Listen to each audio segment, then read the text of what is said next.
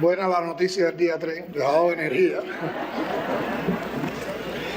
Querido general de ejército Raúl Castro Ruz, líder de la Revolución Cubana, comandantes de la Revolución y el ejército rebelde que nos acompañan, querido compañero Esteban Lazo, presidente de la Asamblea Nacional del Poder Popular, diputadas, diputados, maestras y maestros que nos escuchan.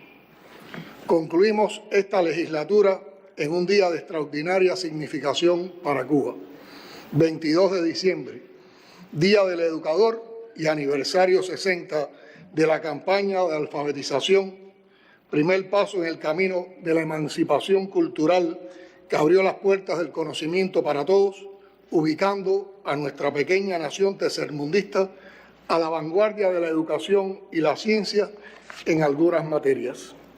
Feliz día, maestras y maestros de Cuba, trabajadores de la enseñanza en todos los niveles. Pido un aplauso para todos los que se hicieron maestros, que es hacerse creadores.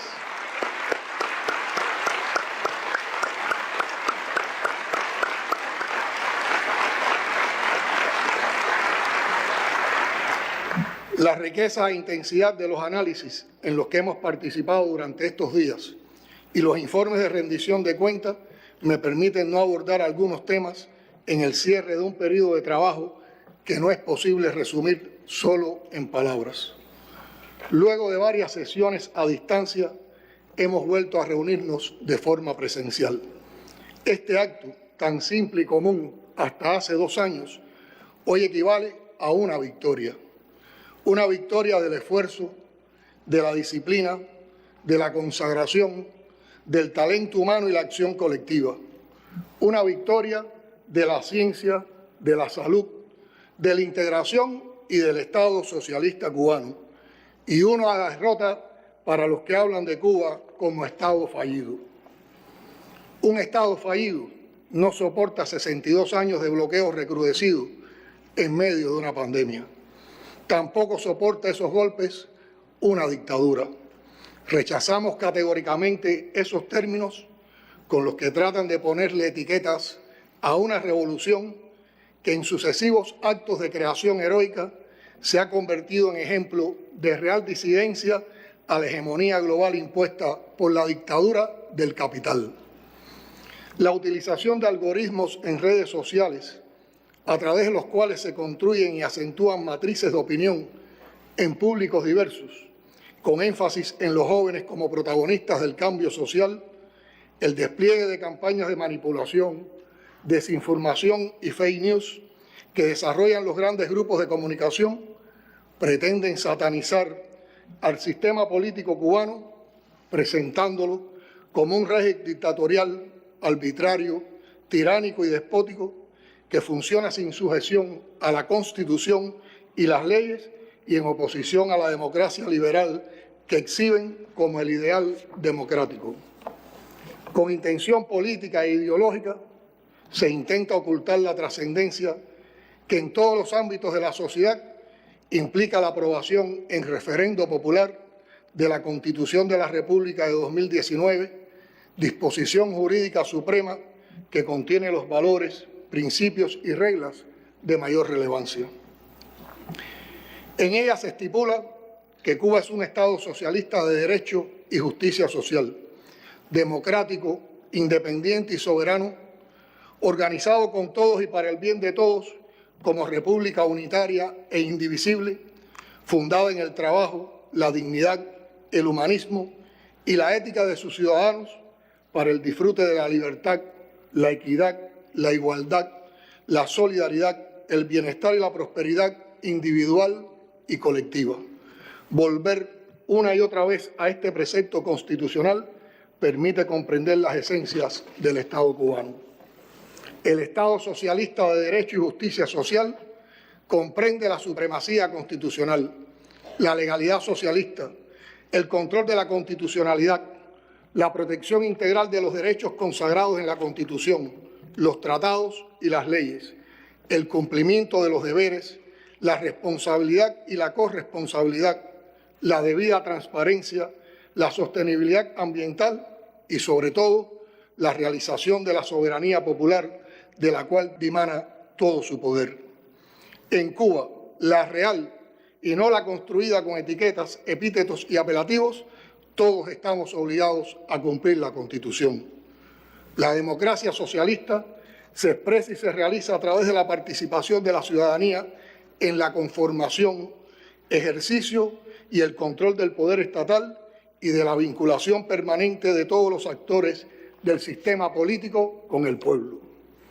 La obligación de respetar, atender y solventar sus demandas y en todo momento someterse a su control en las formas establecidas constitucional y legalmente, solo es posible y viable en el socialismo.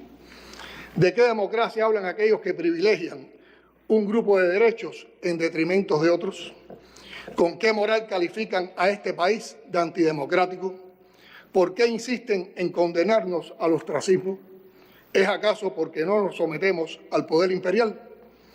El modelo político que intentan estandarizar, ese que quieren imponer a Cuba y que se sustenta en el neoliberalismo, es incapaz de garantizar todos los derechos para todas las personas.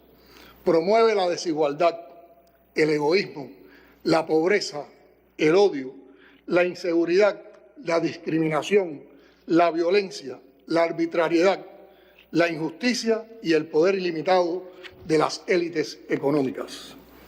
La Cuba del siglo XXI, a la que denigran y bloquean, es la Cuba que progresa en el perfeccionamiento de su ordenamiento jurídico, consumando los mandatos constitucionales y reafirmando la voluntad política de cumplir estrictamente la legalidad socialista.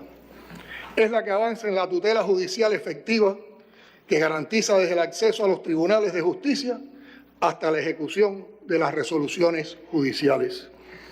Nos tildan de tiranía o dictadura, pero es en Cuba donde se somete a consulta popular y a referendo aprobatorio con fuerza vinculante un proyecto de ley de la magnitud y el alcance del Código de las Familias, inclusivo, que reconoce la pluralidad de las familias y ampara los derechos de todas y todos en el ámbito familiar. Un código posible en democracia y que afianza nuestra voluntad de promover, reconocer y proteger los derechos humanos y la diversidad. Este país, al que tratan de doblegar utilizando vías y métodos contrarios al derecho internacional, es el que crea, ama y funda. Estuvo presente en varios lugares del mundo, llevando la luz de la enseñanza y el bálsamo de la salud cuando más se necesitaba, ofreciendo su amistad y solidaridad, y sabe, porque lo prueba todos los días, que solo el amor engendra la maravilla. Este gobierno, al que tachan de incapaz, ha sido capaz de gestar la creación y producción de 3 vacunas y otros 2 candidatos vacunales. Somos uno de los países más avanzados en el proceso de vacunación a su población y el primero que comenzó la inmunización en niños, niñas y adolescentes de 2 a 18 años. Porque en Cuba el derecho a la vida como derecho que permite el ejercicio del resto de los derechos es prioridad y la salud pública no es mercancía, es un derecho de todos y responsabilidad del Estado. Esta isla imperfecta e inconforme siempre con lo hecho, porque aún es poco para lo que podemos alcanzar, está trabajando todos los días por profundizar su democracia y los mecanismos y vías para garantizar con participación popular que lleguemos a consagrar en la práctica la promesa martiana de conquistar toda la justicia. Compañeras y compañeros, la economía cubana ha transitado por un periodo excepcional, marcado por el recrudecimiento del bloqueo y el impacto de la pandemia, con afectación directa en los ingresos en divisas del país, lo que ha incidido en un marcado déficit de ofertas, exacerbando la inflación que tanto afecta y oscurece cualquier avance. Pero no observamos de brazos cruzados los imponderables de las circunstancias o los zarpazos del adversario más hostil mientras más resistimos el cerco. Este ha sido también un año de profundas transformaciones, con la aprobación de medidas para el fortalecimiento de la empresa estatal socialista, el incremento de las producciones agropecuarias, el perfeccionamiento de los actores económicos con la constitución de las micro, pequeñas y medianas empresas, la regulación de las cooperativas no agropecuarias y la ampliación del trabajo por cuenta propia, la creación del sistema de gestión de gobierno basado en ciencia e innovación, así como la labor en los barrios y la atención a personas y comunidades en situación de vulnerabilidad. Se estima que al cierre de este año comenzará gradualmente la recuperación de la actividad económica del país.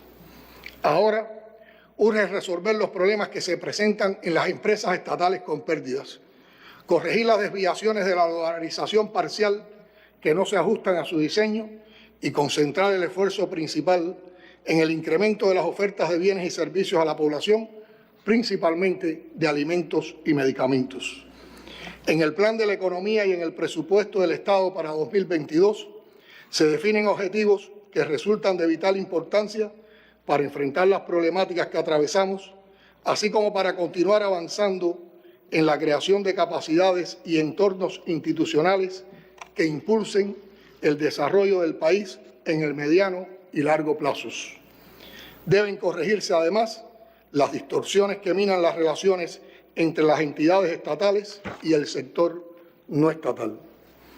Dando continuidad al perfeccionamiento del comercio interior, combinando las diferentes formas de propiedad y de gestión, deberá avanzarse en la descentralización de competencias a los municipios, así como en el fortalecimiento de los sistemas productivos locales, encadenamientos productivos y el desarrollo territorial.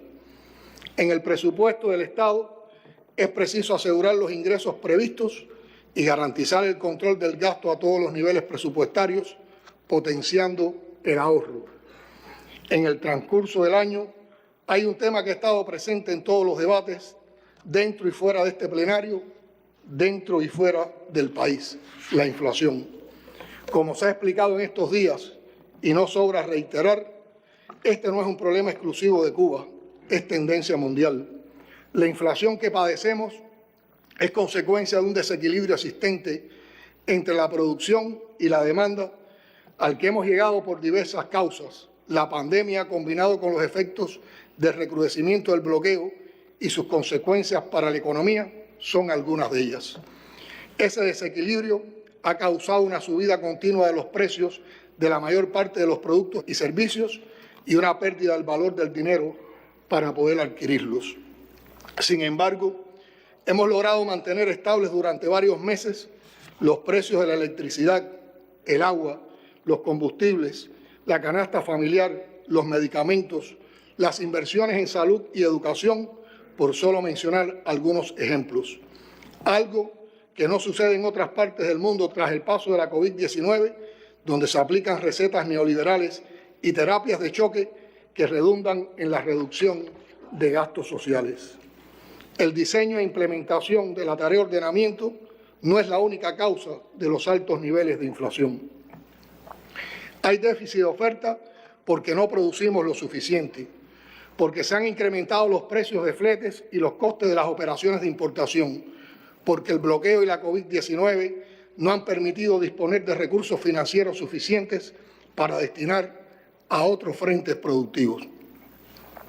Como uno de los principales objetivos, se proyecta avanzar dentro de los límites que permite la disponibilidad de recursos en la recuperación del rol del peso cubano como centro del sistema financiero y en la racionalidad de los precios, priorizando los que resultan más sensibles para la población.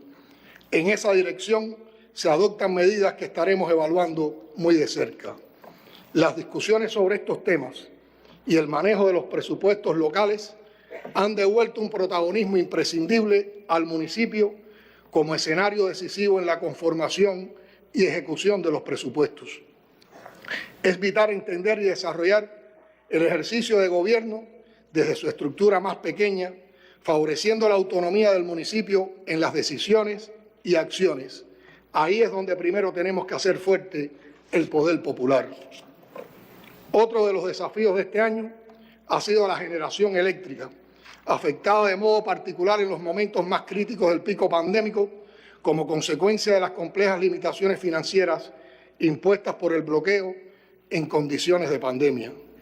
No haber ejecutado oportunamente los mantenimientos a las unidades de generación y no haber podido adquirir los recursos imprescindibles para la garantía del servicio eléctrico provocaron los indeseables apagones que se hicieron frecuentes a mediados de este año. Aunque no han desaparecido las limitaciones, las capacidades de generación eléctrica se han ido restableciendo. En el mes de septiembre se pudo destinar en muy difíciles condiciones un nivel de financiamiento para la recuperación paulatina de la disponibilidad de la generación.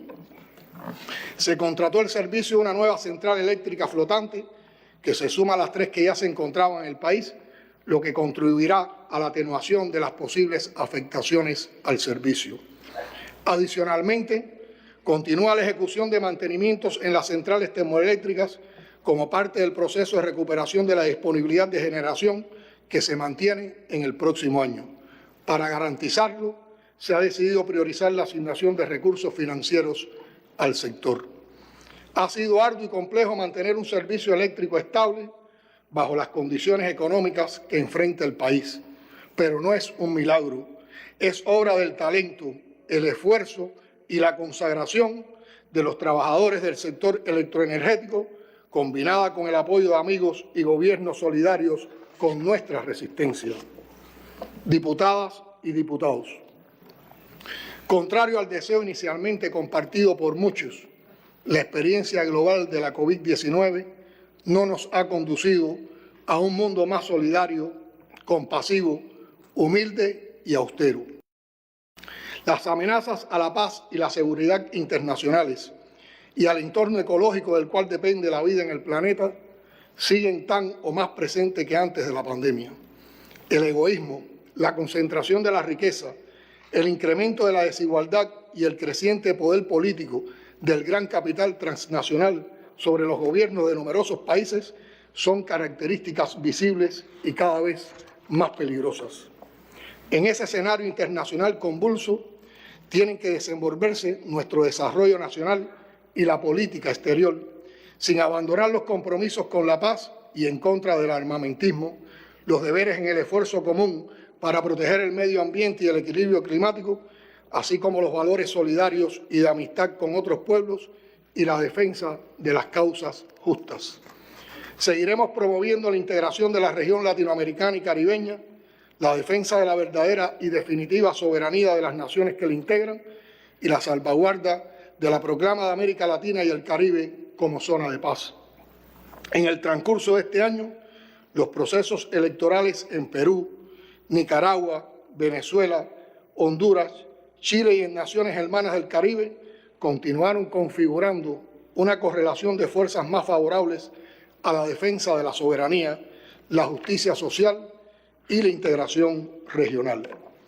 Los desafíos son grandes, pero observamos con esperanza, respeto y solidaridad los esfuerzos por recuperar los avances sociales que malogró el neoliberalismo y los procesos de integración y cooperación genuinamente latinoamericanos.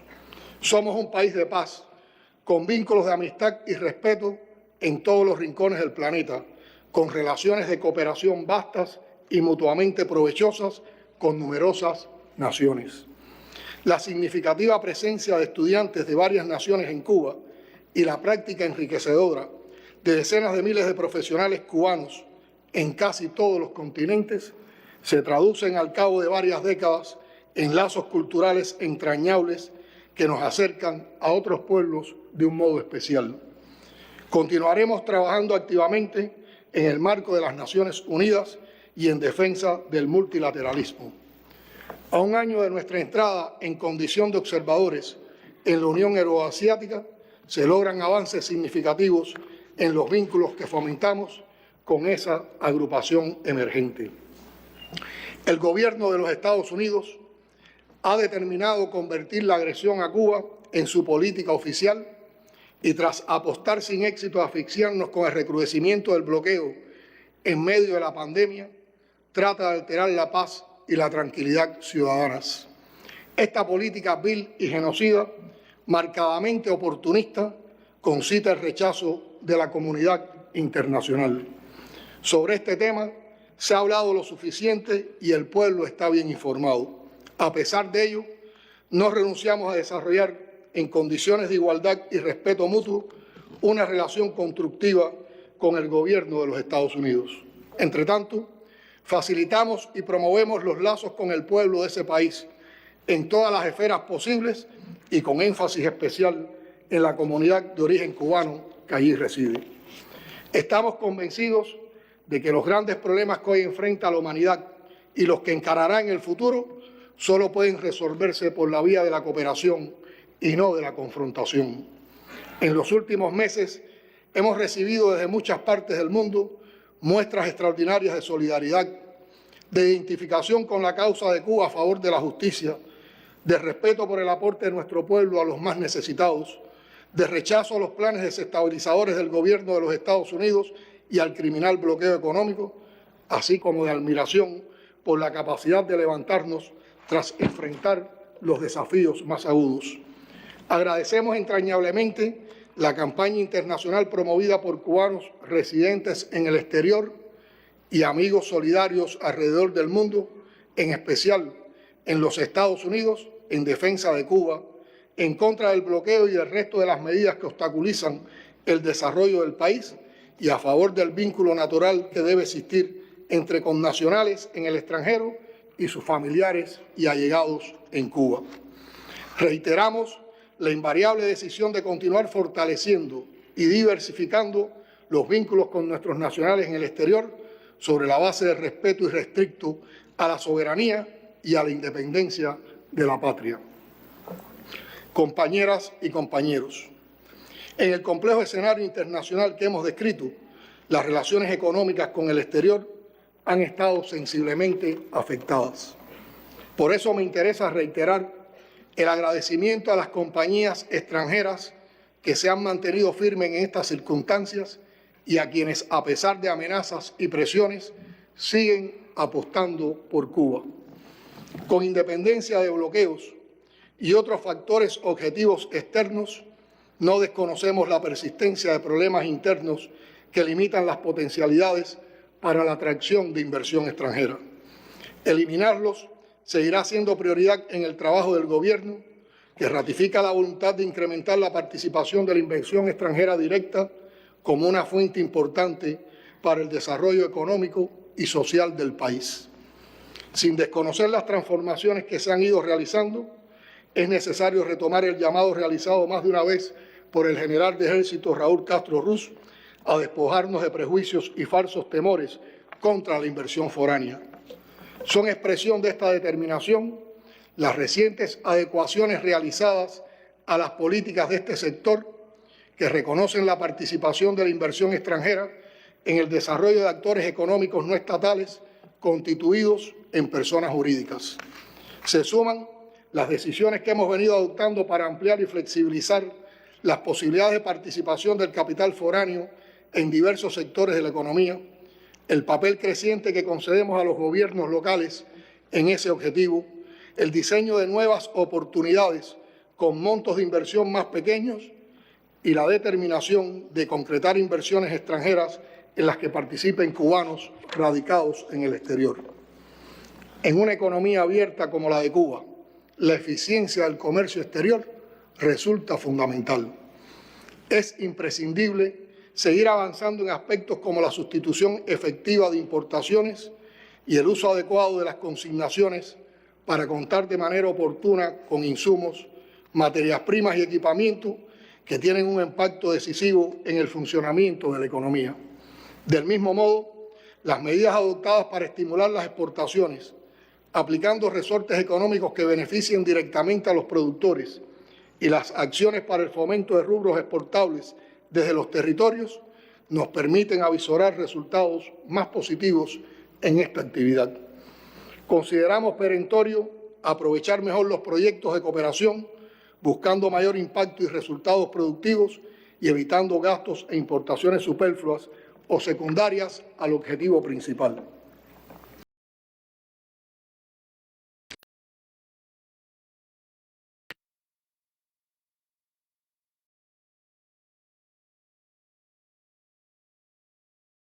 legislativo que nos trazamos, durante estos días hemos aprobado importantes legislaciones en intensas jornadas, como la Ley de los Tribunales Militares, la Ley del Proceso Penal Militar y la Ley de Ordenamiento Territorial y Urbano y la Gestión del Suelo. Igualmente, como parte de la agenda de este periodo de sesiones, tuvo lugar la rendición de cuentas del primer ministro en crítico y abarcador informe y del Gobierno Provincial de Santi Espíritus, cumpliendo así con esta obligación constitucional que representa un rasgo distintivo de nuestra democracia socialista.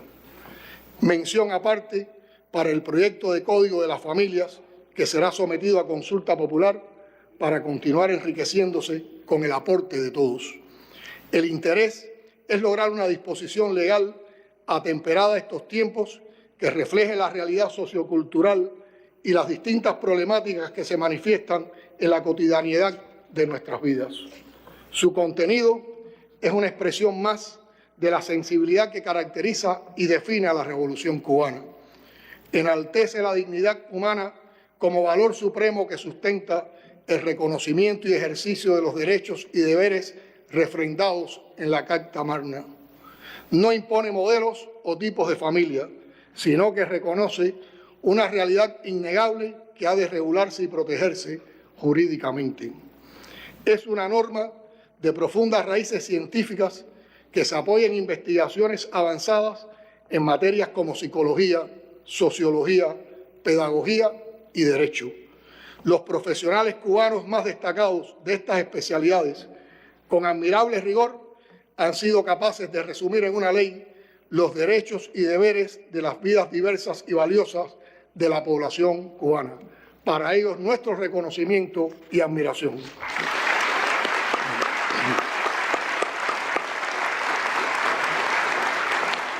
Sin dudas, estamos ante un texto que proyecta el presente y el futuro de la sociedad que somos y en cuyas esencias late, más allá de las palabras, el espíritu sensible, humano y profundamente revolucionario de una mujer de vanguardia como Vilma Espín.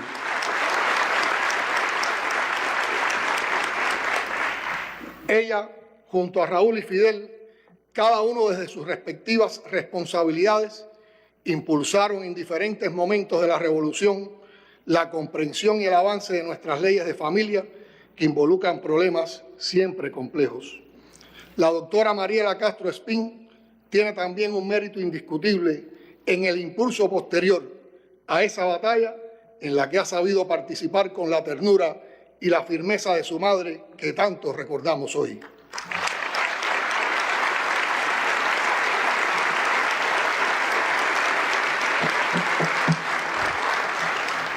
Por todas estas razones, hago mía la invitación del querido amigo Miguel Barnet para sumarnos a lo que él, con palabras de poeta, ha definido como un canto por los derechos humanos de todas y todos.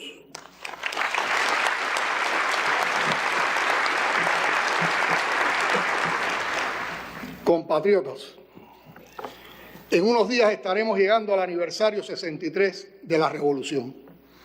Ya soplan aires de fiesta y es justo y necesario que celebremos haber vencido un año tremendo. Pero no olvidemos ni por un instante los aprendizajes que nos dejó el periodo más duro de los 365 días que terminan. Estamos convocados todos a hacer sostenibles en el tiempo los resultados en la contención de la COVID-19 que tantas esperanzas despiertan en el pueblo por las señales de recuperación que se advierten. Será preciso cerrar los esquemas de vacunación y continuar con las dosis de refuerzo, mientras los investigadores evalúan en qué momento se vuelven a aplicar, así como mantener fuertes medidas de vigilancia epidemiológica y la atención a los convalecientes. Los científicos evalúan el comportamiento de cada nueva cepa como la Omicron, siguen la experiencia internacional y proyectan nuevos protocolos. La ciencia y la innovación en función de la salud se enfocan ya en los nuevos problemas que debemos enfrentar y superar. En Estados Unidos y Europa vuelven a vivirse las tensiones de los picos pandémicos y de ambas partes ya están llegando los afectos y los abrazos que la familia añora. Sería un error creer que los buenos números de la pandemia que ahora tenemos durarán para siempre si no actuamos con suficiente responsabilidad y racionalidad. Nuestros científicos y médicos nos están advirtiendo. En honor a ellos, por respeto y consideración, mostremos sabiduría y prudencia. Que el exceso de entusiasmo no nos robe las alegrías del año que viene. Al hacer un balance de lo vivido, resalta un récord olímpico y mundial, la respuesta que ha dado el país a los numerosos problemas y desafíos que enfrentamos. Ese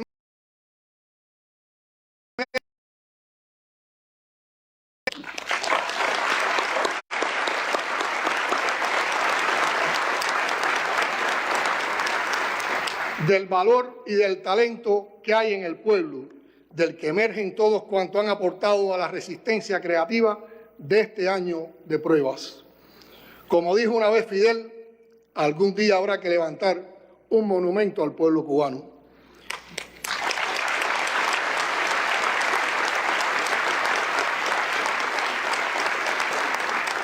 En ese monumento, él puso la primera piedra como conductor y máximo líder del proceso de liberación y lo engrandeció materializando sueños tan generadores de otros sueños como esa campaña de alfabetización que hoy conmemoramos. Fidel, Raúl y sus compañeras y compañeros de la generación del centenario enfrentaron y vencieron desafíos colosales que engrandecen ese monumento.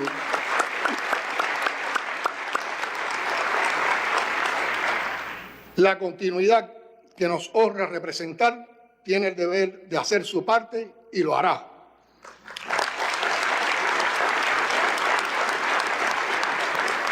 No imitando, no copiando, no esperando que las soluciones broten solamente de la historia, porque lo que la historia tiene para darnos es un acumulado de originalidad, de soluciones osadas y de creación heroica.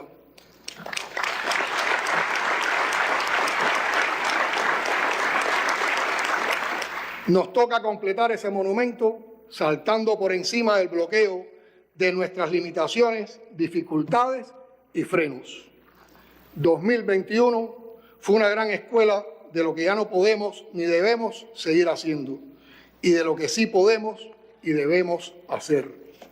Los convoco a pensar y actuar, a estar a la altura de nuestro pueblo y de sus líderes históricos, a trabajar con la mayor eficiencia, intensamente, pero sin agobio, con la inteligencia de nuestros científicos, con la entrega consagrada del personal de la salud, con el coraje y la disciplina de nuestras instituciones armadas, con el optimismo y la fe de nuestros campeones del deporte, con la osadía y la creatividad de nuestros jóvenes, con la pasión estremecedora de nuestros artistas.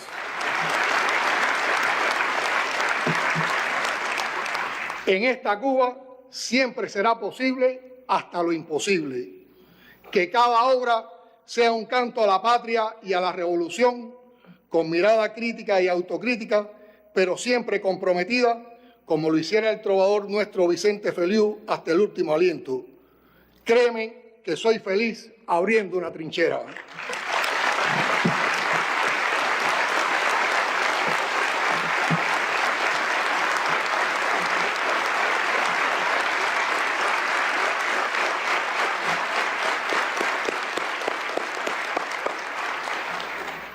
Por el año vencido y por el que nos disponemos a vencer, ¡felicidades a Cuba!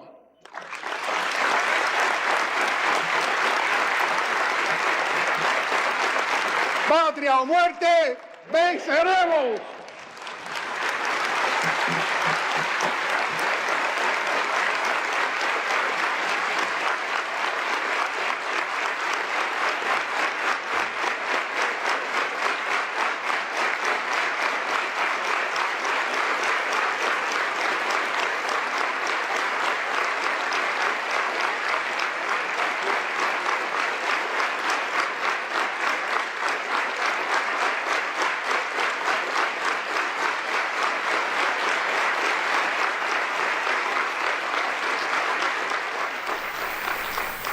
A pesar de los desafíos, Cuba vive en el trabajo y la lucha de nuestra gente.